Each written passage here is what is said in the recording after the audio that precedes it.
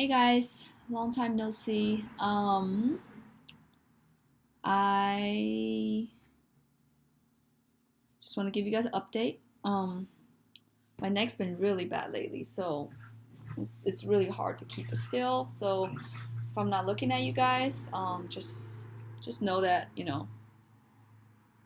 uh, yeah, it's not that I'm trying not to look at you guys. Anyways, so I actually have gone through a really rough last few weeks of just mental stress. Really, really bad. I was at a really bad place. And I started breaking out in skin issues and just red patches on my face. You can probably still see a little bit. It's just all kinds of signs of that I was under so much stress. And it's me putting myself there, really. So I just want to give you guys some updates on my dystonia as far as what's going on right now, and then also just kind of what I've been through mentally, with everything that's going on. So let's talk about why I was so stressed out. First of all,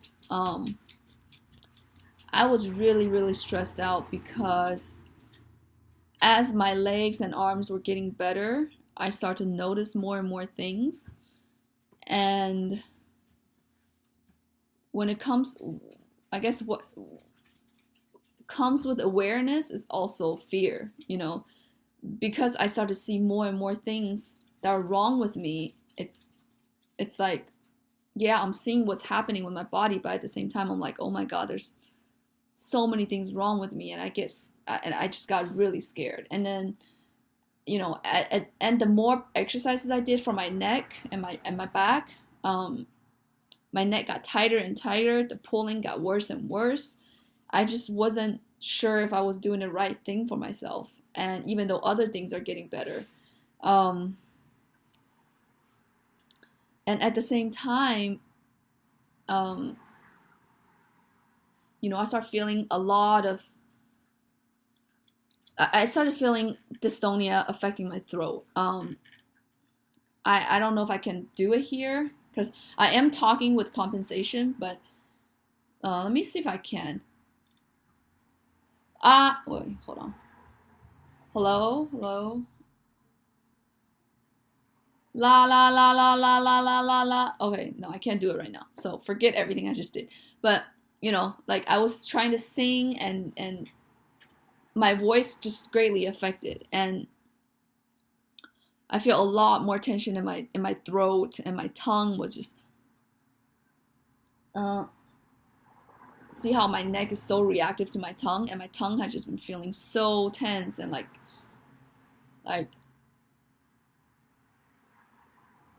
I'm trying to keep it still, but the spasm just I don't know if you guys can see, but let me see.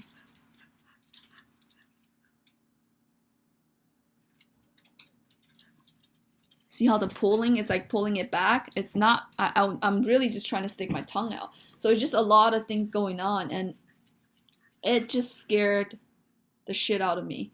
I know I lost a lot of things through this process. But I also am fully aware, as much as as I understand dystonia more and more, I'm in a way more and more fearful of this disease, because I know what it can take away from me. I was so scared of losing my voice, because some people have the forms of dystonia where they can't talk, or I am very aware of what more I can lose. And the fact that my throat started getting affected, I was just I started to get really scared of whether I'm doing the right thing for myself. Should I, and then the thoughts of fear. And if I can put all this into a picture, I mean, I feel like, I don't know how to describe it. I feel like, I'm standing on one side of a river, and then there's the river with a bunch of monsters in it. And on the other side of the river is what I want, like the golden egg. And I'm just standing on this side, and I don't know if I should jump in, jumping in also means a lot more scary things to come, I find it really difficult because as my body started to relax more and stuff, my tremors and things like all these movements are coming out more. It's really hard to function, to face the world in a way, because I was so used to compensating and being able to tense up and look like a normal person somewhat, and still being able to do some of my tasks. So part of me was just so fearful of, should I stay, even though I'm in a lot of pain right now, should I stay here? Should I stay in what I'm been comfortable with? Because I had dystonia for a few years now. So in a way, this is somewhat of a comfort zone for me, considering what's the future. It could be much more scarier. And so I felt like giving up. I feel like I was afraid to move forward. I wasn't sure if I want to get out of my comfort zone. And and then like today, my doctor, and actually I was so emotional. I was at my doctor's office. I mean, not even like a therapist or anything. It's just a doctor that I work with, the functional neurologist that I work with. And I just broke down crying after he asked me, like, like a normal question. It was like, oh, how are you doing today? And I was just like, well, physically I'm doing okay. But mentally I am just, and I just started bawling and I could not stop. And he never seen me cry before. And I was just at a really, really emotional place. But, but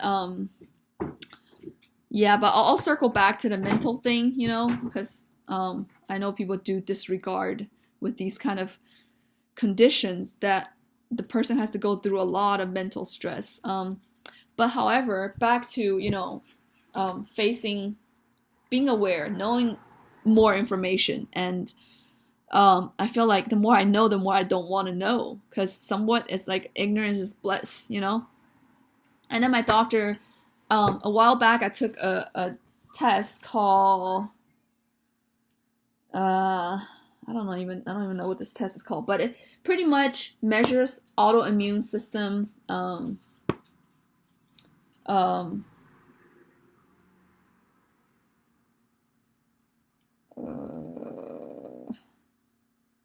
pretty much. I mean, I'm trying to read on here to see what would make sense to read to you guys, but it's pretty much, it measures your autoimmune auto antibodies, and to see if they're in normal range or not. And some of the things so there's 5 things they measured: anti-dopamine receptor D1, and then D2L, and an anti-lysoganglioside GM1. I don't know if I'm pronouncing this right. Anti-tubulin and CAM canis 2.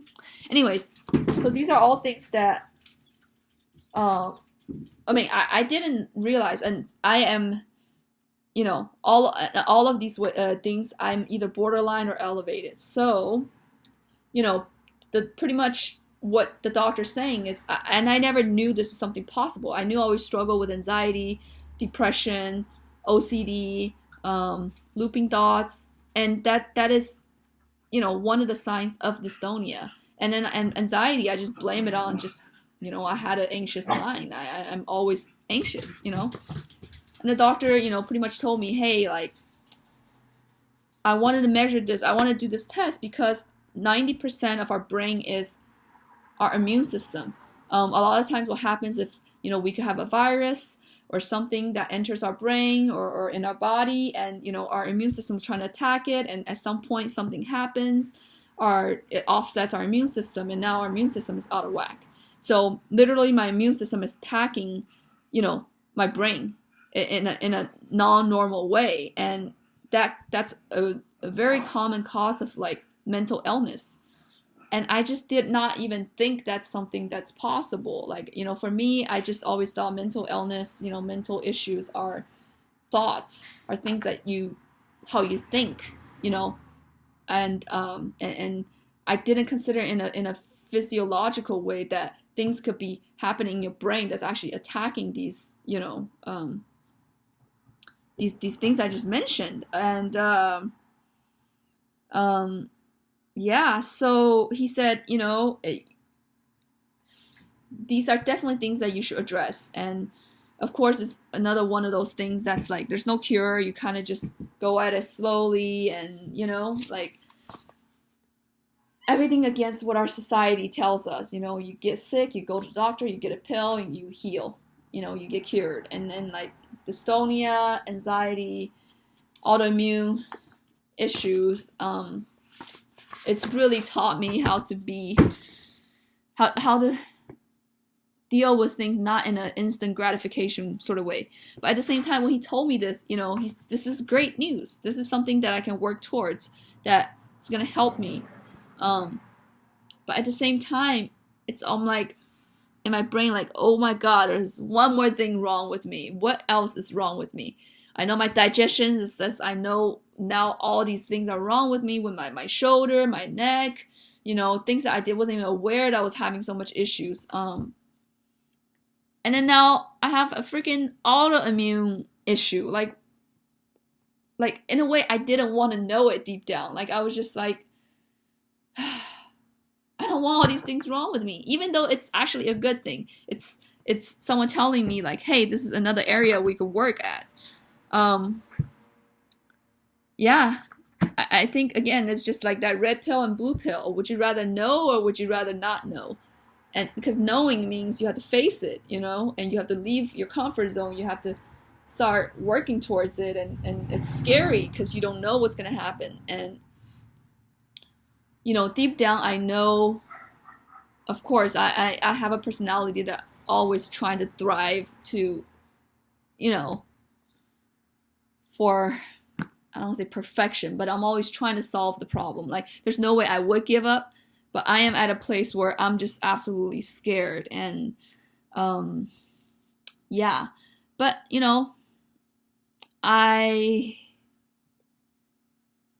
am moving forward.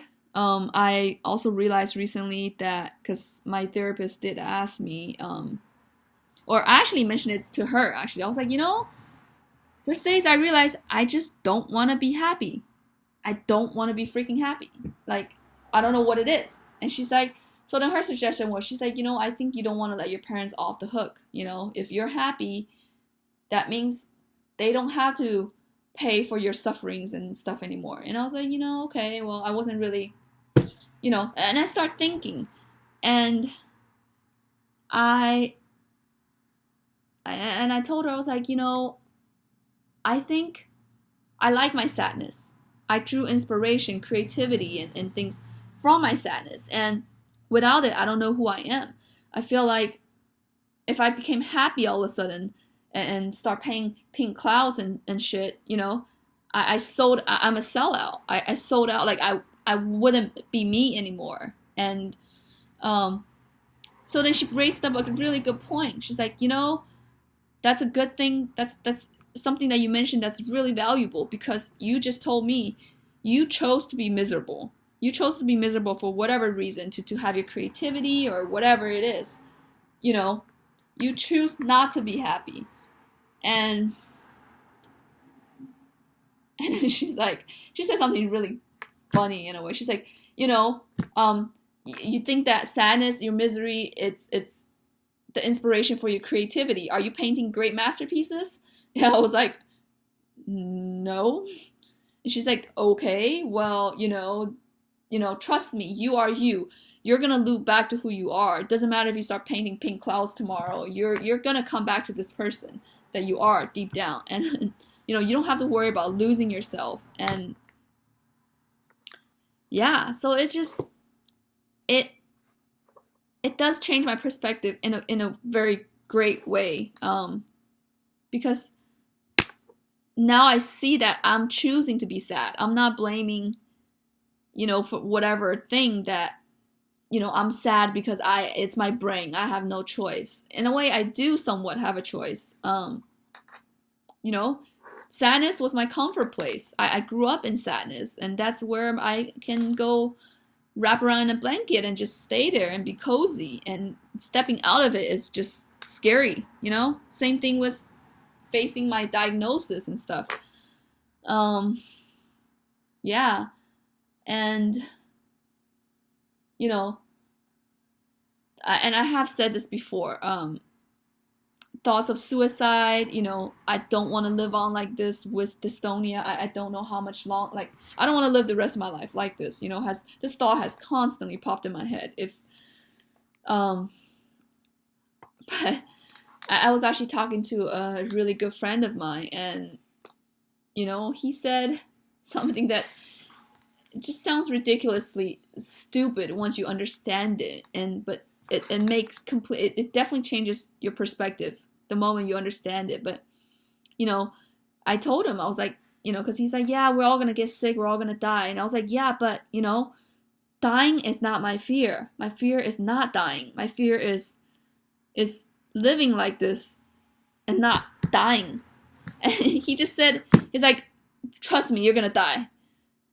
And it just sounded so stupid to me. Oh my god, of course I'm gonna die. What the hell? He's like, life is short. What made me think I'm not gonna die? And this is all just really dumb, I think, as I'm talking to you guys about this. But it's sometimes we get so masked in seeing, I think, oh my god, I have 40 more years of this. It's so long. It's such long time of suffering. But if you look at the other side, it's like, I only have 40 years. What can I create with this 40 years? It's such a short time. It doesn't matter if I want to live forever or not. I am going to die no matter what one day, and that is reality. And I'm not saying that this makes me feel better all the time, but it definitely gives me something else to chew on, when I'm in those dark places. And yeah. And then so, mentally there's a lot of things going on. But I like to give you guys some helpful tips as far as towards dystonia. One thing I found really, really helpful for me, actually my functional neurologist discovered it, and when he did it to me, I was just like, whoa. And I think I mentioned it in previous videos, but people with dystonia, I don't know for you, but for me, I can't put weight on my feet. My feet are like curled in, my toes, but I didn't know that I was holding all my weight in my waist, and my belly, and that's why it was so tight. And as soon as I put my weight down, I start tremoring like crazy. So what we did, and this is something you can try, and then you can do this to anything, to your face, to your hands. But people with dystonia kind of have issues generally everywhere. So you can just get a paper pen, and just open it. And I did this to my feet, but I'm going to show you on my hands instead. You pretty much just poke it, just go like this at whatever speed you think is going to be helpful to you. And then you go through all of your fingers slowly, and then you do the hands. You kind of follow the natural, like when you get to here, you go around, because this is one sort of nerve, I don't even know how to call this, network or whatever. You kind of just go with it. And then, you can keep going down, and you can even go down the arms, and just kind of like, pretty much what you're doing is you're creating the map again in your head. You're reminding your mind, this is my hand. This is the map, the neural map of my hand. And when he did it first time to my feet, my feet felt so airy and spacious, and I was able to like put it down right away for once, and I was like, my walk just completely changed. So I do this all the time now. It's a great way to wake up your nervous system. And of course you have to do exercises and other things, but I just want to share this simple trick, something that you can try, and hopefully it helps you. Do it on the bottom of your feet, the top of your feet, kind of just go through. You could do it on your face, starting here and kind of go through your forehead, blah, blah, blah, blah, blah. And then when you get to here, you could kind of do this. Yeah, so just doing this. And this is a great thing to do before exercises. For example, if you're gonna walk, it might be a good idea to do your feet and your foot I mean your feet and your legs before going for a walk, stuff like that. So yeah, other than that, I don't really have much to update. I will, yeah, I will continue on with, well, with neurofeedback. It's a long story, but I I started a new neurofeedback protocol that works on a salience network, which is, the network that controls how much attention we want to give to stimulations. And because I'm way overly sensitive, and I was very hopeful that this new protocol will help me. It did in some ways, but at the same time, it created so much panic in my head. Like I was just in a really bad place after doing that. I tried it for a week and I just had to stop. But yeah. So, anyways, I mean, I'm gonna end it here just because I'm gonna go do some exercises and kind of just take the day easy. And yeah, I hope you guys are doing well. I will talk to you guys later.